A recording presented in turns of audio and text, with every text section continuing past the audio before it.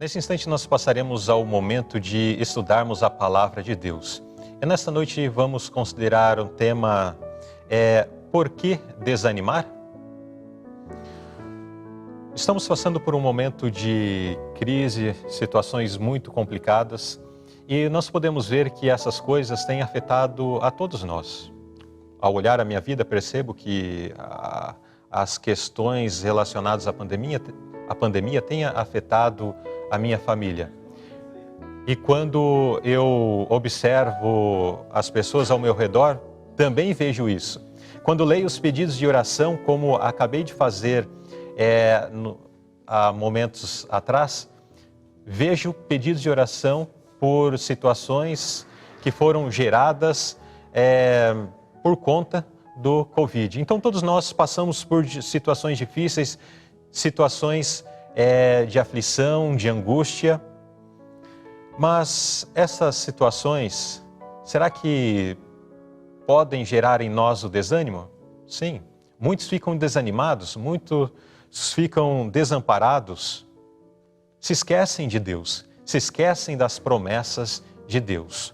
Conta-se que certa vez Lutero estava muito desanimado por conta das perseguições, por conta da oposição que enfrentava durante a sua vida, durante o seu ministério de reforma. E por conta disso, ele estava triste, cabisbaixo, e certa vez sua esposa resolveu chamar a atenção dele para essa situação. Então sua esposa vestiu-se de luto e quando Lutero a viu, ele perguntou, mas quem morreu que eu não estou sabendo? E a sua esposa então respondeu, olha, quem morreu foi Deus. Ele falou, como assim Deus morreu? Ela falou, claro, Deus morreu. Não, isso é impossível, por que você está falando tal coisa? E ela respondeu, morreu sim, porque olha só como você está desanimado, olha só como você está triste, cabisbaixo, é como se Deus morreu. Então, conforme a sua atitude de tristeza, a sua atitude de desânimo, estou interpretando que Deus não existe mais. E Lutero, então, caiu em si e percebeu que a sua atitude de desânimo, de tristeza, de angústia, era como se ele estivesse não confiando, ou ele não estava confiando nas promessas de Deus. Nós encontramos nas Escrituras Sagradas muitas promessas de Deus feitas a cada um de nós, feitas para todo o instante, diversos instantes da nossa vida, ou cada instante da nossa vida. E essas promessas são promessas certas. Na carta aos Hebreus, capítulo 10 e verso 23, que foi o verso, inclusive, que lemos de introdução, nós encontramos o seguinte, sem vacilar, mantenhamos inabalável a confissão da nossa esperança, pois quem fez a promessa é fiel. Então, quem fez a promessa é fiel. Deus fez as promessas, Deus apresentou as suas promessas nas Escrituras. E elas são fiéis, elas vão acontecer. O dicionário descreve promessa como uma afirmativa que se dá ou se fará alguma coisa. É um compromisso oral ou um compromisso escrito. Agora, o cumprimento de uma promessa, ela depende muito daquele quem prometeu, certo?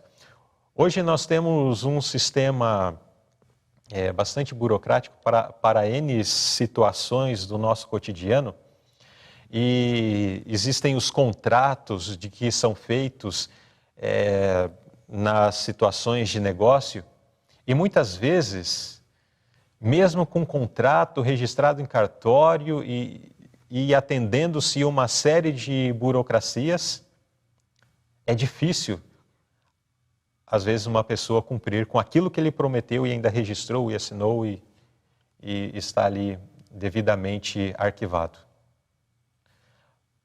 Mas essas são as pessoas que no passado, como se dizia, um fio de bigode bastava para que se cumprisse um acordo, um combinado, uma promessa, um aperto de mão era suficiente, mas hoje um contrato se torna difícil. Por quê? Por causa do caráter do ser humano. Mas como nós vimos na palavra de Deus em Hebreus 10, 23, Fiel é aquele que prometeu. É Deus que está nos prometendo. As promessas que nós encontramos nas Escrituras Sagradas, é Ele que nos apresenta, é Ele que nos deu. E se é Deus que nos deu essas promessas, se é Deus que nos dá essas promessas, então podemos ter certeza que elas se cumprirão em nossas vidas. A palavra de Deus apresenta mais de 8.800 promessas. São muitas promessas. No entanto, nem todas são direcionadas às pessoas de todos os tempos, e nem todas são dadas por Deus. Dessas mais de 8.800 promessas, cerca de 7.400 são promessas, sim, feitas por Deus ao homem. Mais de 900 são promessas de pessoas para pessoas. Quase 300 promessas são promessas de pessoas para Deus. 28 promessas são promessas apresentadas por anjos. E temos também promessas até de Satanás, feitas aos homens. Bom, boa parte dessas promessas, elas tinham como objetivo uma pessoa, ou elas diziam respeito a um tempo específico. Mas, ainda assim, pouco mais de 3.500 promessas são direcionadas às pessoas de todas as eras. Existe uma versão da Bíblia chamada a Bíblia de Promessas. E nesta Bíblia de Promessas, todas as promessas, aliás, não todas, mas 1.100 promessas, cerca de 1.100 promessas, estão ali marcadas. E elas são catalogadas num índice, distribuídas em 71 temas. Então, quer conhecer mais sobre as promessas de Deus ou as promessas de Deus? Você pode adquirir uma Bíblia dessa, que vai facilitar encontrar as promessas de Deus na Bíblia. E ainda catalogadas por temas, por assuntos. Mas o que essas promessas da Bíblia têm a ver comigo? Como elas podem, de fato, me ajudar no momento de desamparo, no momento de crise, no momento de angústia? Como é que as promessas de Deus podem ser benéficas para mim? Bom, primeiro, nós precisamos conhecer. No Evangelho de João, capítulo 5, verso 39, Jesus, falando às pessoas de seus dias, disse assim: examinai as Escrituras. Ali ele estava falando de pessoas que de fato examinavam as Escrituras e, lendo as Escrituras, elas não conseguiam ver Jesus. Mas aquilo que Jesus falou àquelas pessoas em seus dias chega para nós, 2000 anos depois, como um apelo para que nós examinemos as Escrituras. Naqueles dias, Jesus falou para pessoas que examinavam bastante as Escrituras, mas não tinham discernimento para ver Cristo nas Escrituras. Mas hoje, o apelo de Jesus é para uma sociedade que pouco uso faz das Escrituras, pouco tempo dedica ao exame das Escrituras. Então Jesus diz: examinai as Escrituras a nós em nossos dias. Quando Paulo escreveu a Timóteo, a sua segunda carta, capítulo 2 e verso 15, Paulo ele diz assim: procura apresentar-te aprovado diante de Deus, que maneje bem a palavra da verdade. Precisamos examinar as Escrituras e de tal modo que manejemos bem a palavra da verdade, que tenhamos um bom conhecimento da palavra da verdade, que estejamos preparados, enfim, para que possamos manusear bem. É um conhecimento não superficial, não é verdade? Quando temos o conhecimento apenas superficial de alguma coisa, não pode ser encaixado aqui como manusear bem aquele conhecimento. Então aqui Paulo está falando de um estudo mais profundo, de um estudo verdadeiro das Escrituras, para que sejamos apresentados como alguém que maneja bem a palavra da verdade. Por quê? Tendo a palavra da verdade em nós, Salmos 119, verso 11, lemos: escondi a tua palavra no meu coração para eu não pecar contra ti. Quando examinamos as Escrituras, quando estudamos de tal forma que manuseamos bem as Escrituras, ao fazer isso, na verdade, nós estamos escondendo a palavra de Deus em nosso coração, armazenando em nossa mente porções das Escrituras. E quando recebemos a palavra de Deus, quando ela é armazenada em nosso coração, ela nos serve como uma proteção para não pecar contra ti. Mas como isso acontece? Lhes convido a ler comigo o que está no livro O Grande Conflito, na página 605. Nos diz assim: as tentações muitas vezes parecem irresistíveis, porque, pela negligência da oração e estudo da Bíblia, o que é tentado não pode facilmente lembrar-se das promessas de Deus e enfrentar Satanás com as armas das Escrituras. Então, olha o que diz o texto. Muitas vezes as tentações elas parecem irresistíveis, parecem ser maiores do que nós podemos suportar, mais do que nós podemos resistir. Mas por que as tentações são assim? Por que muitas vezes elas aparecem com esse aspecto? Por causa da negligência da oração e da negligência também do estudo da palavra de Deus.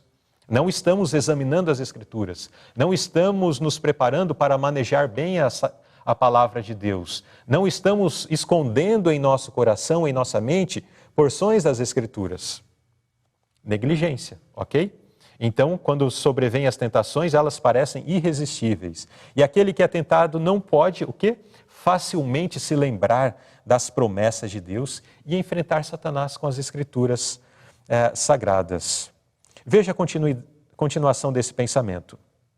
Anjos, porém, acham-se em redor dos que estão desejosos de serem ensinados nas coisas divinas. E no tempo de grande necessidade, lhes trarão à lembrança as mesmas verdades de que necessitam.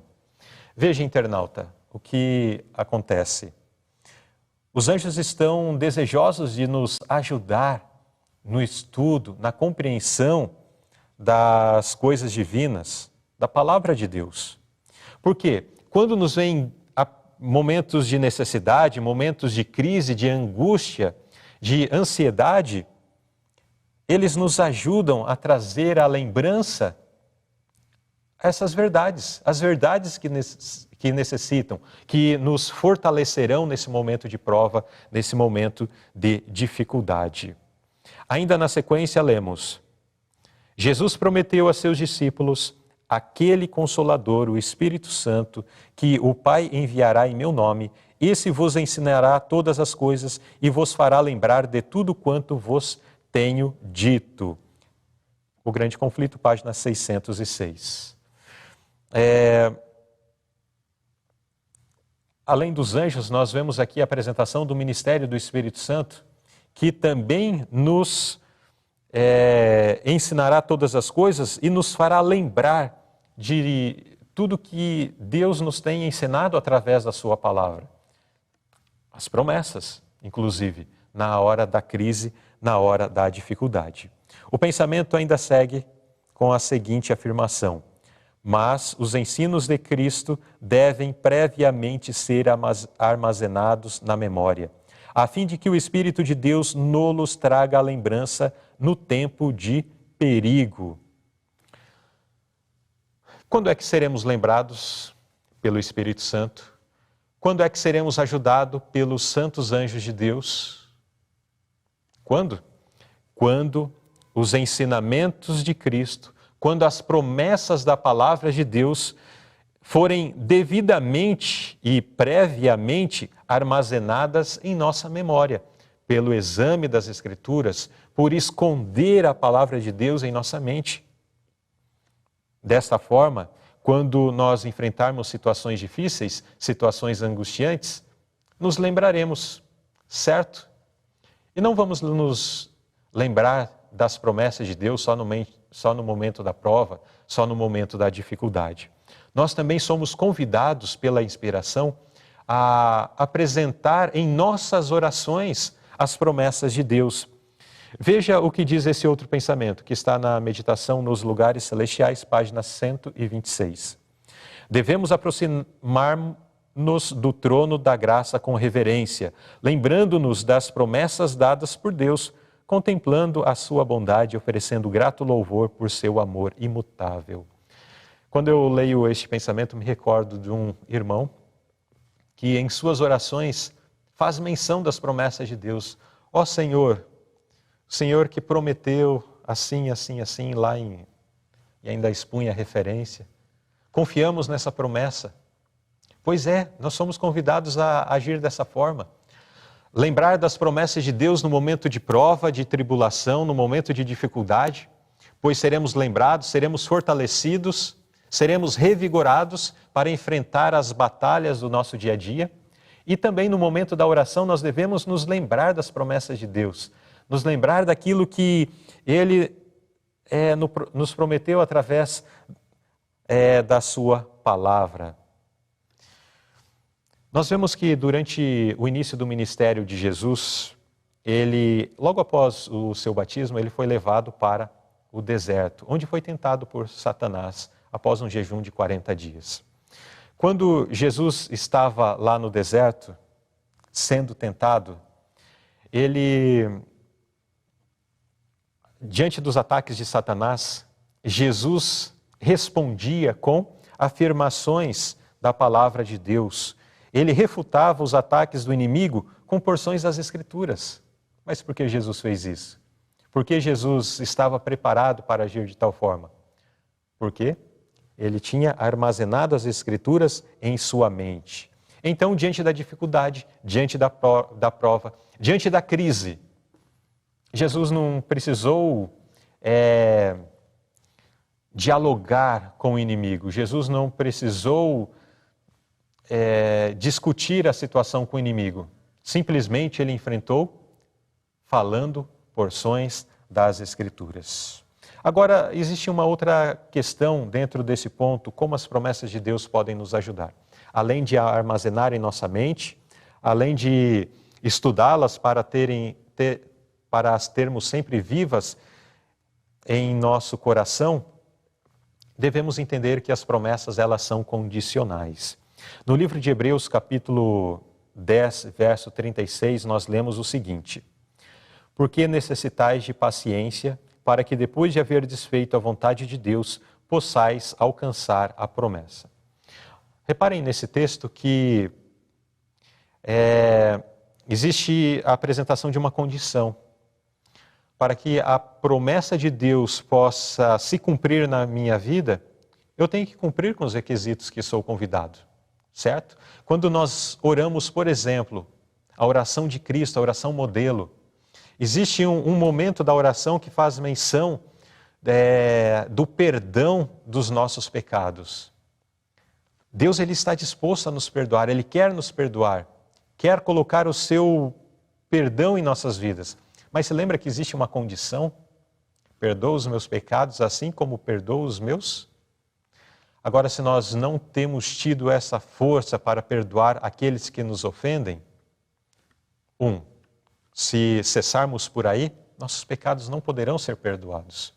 Mas se sentimos que não temos força para perdoar aquelas pessoas que nos ofenderam, nós precisamos então pedir forças dos altos céus, para que essa condição se cumpra em minha vida, para que eu possa receber plenamente o perdão que vem dos céus. E assim, ao longo das Escrituras, as promessas nós sabemos e vemos que elas são condicionais. A Pena Inspirada nos diz no Patriarcas e Profetas, página 456. Todas as suas promessas são feitas sob condição de fé e obediência, e uma falta de conformação com as suas ordens elimina de nós a plena utilização dos abundantes recursos providos nas Escrituras. Todas as promessas, elas são feitas sob condição de fé e obediência. Muito bem, mas agindo, cumprindo com os pré-requisitos da palavra de Deus, das promessas, nós podemos nos deleitar e desfrutar dessa riqueza que Deus tem para cada um de nós. Agora, eu quero fazer uma pergunta a você. Você tem dedicado tempo a estudar, a examinar as Escrituras e aprender das promessas da palavra de Deus? E conhecendo as promessas de Deus, você também tem dedicado a procurar ser obediente nos caminhos do Senhor? São perguntas reflexivas que devemos fazer. Antes da próxima pergunta, que inclusive eu quero saber de você, internauta. Na hora da prova, qual promessa de Deus te sustenta?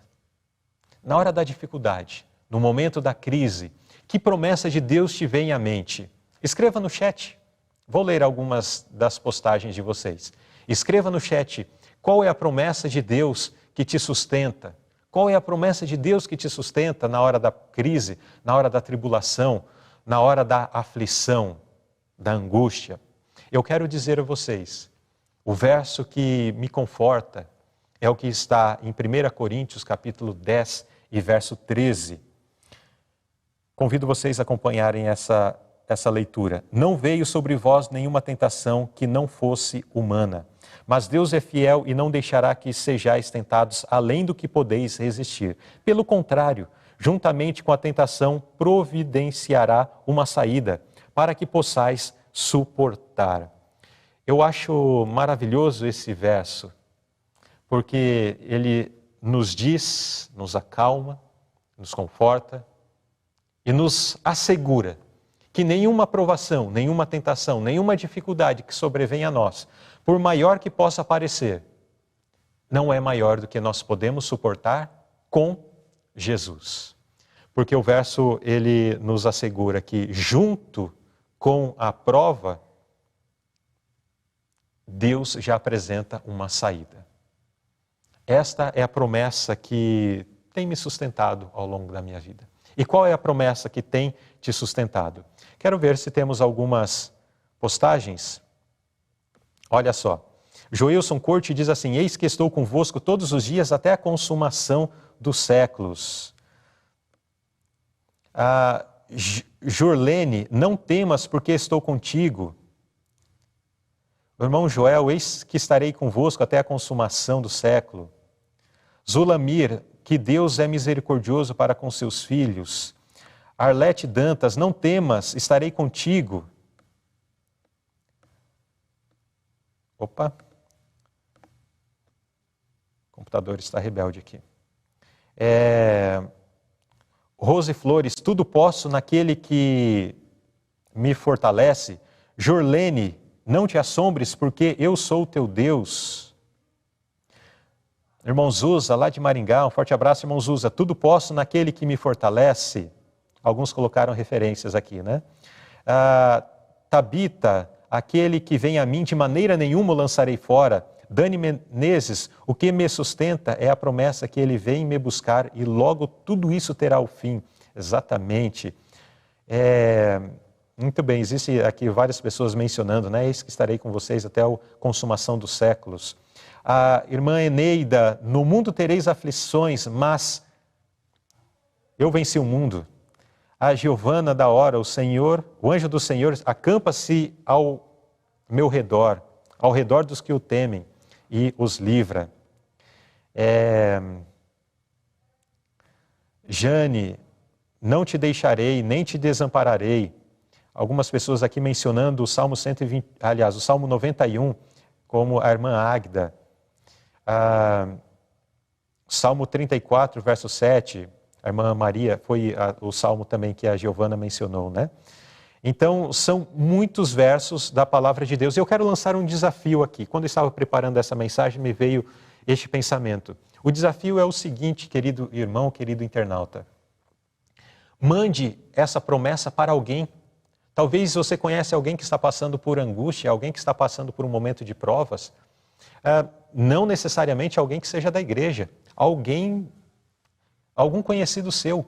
Mande a promessa que te conforta para essa pessoa. Quem sabe ela também não está precisando dessa palavra, desse conforto, certo? Encaminha pelo WhatsApp, coloque como status essa mensagem no seu WhatsApp.